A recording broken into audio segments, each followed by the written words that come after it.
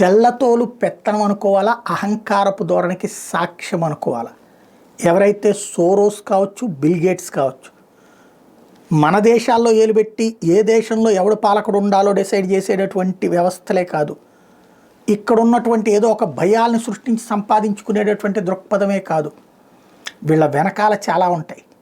వీళ్ళిద్దరూ యూరప్ దేశాల్లోని ప్రభుత్వాలను కూడా శాసిస్తున్నారు. యూరప్ దేశాల్లో ఉన్నటువంటి ప్రభుత్వాలు ఎవరు అధికారంలోకి రావాలి, ఎవరు దిగాలి అన్నటువంటిది కూడా వీళ్ళే శాసించడం ప్రారంభించారు.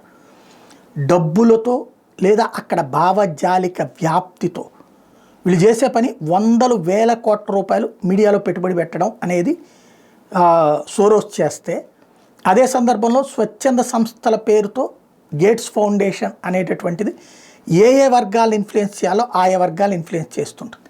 ఈ రెండు జాగ్రత్తగా కలిసి పనిచేస్తున్న డీప్ స్టేట్ కుట్రలో భాగం. అమెరికా పెత్తనం యూరప్ దేశాల మీద కూడా నడిపించేవాళ్ళు వీళ్ళిద్దరూ అన్నటువంటిది ఇప్పుడు ట్రంప్ వస్తున్న హయాంలో వీళ్ళని మళ్ళీ అది కొనసాగిస్తాడా చూడాల్సి ఉంది.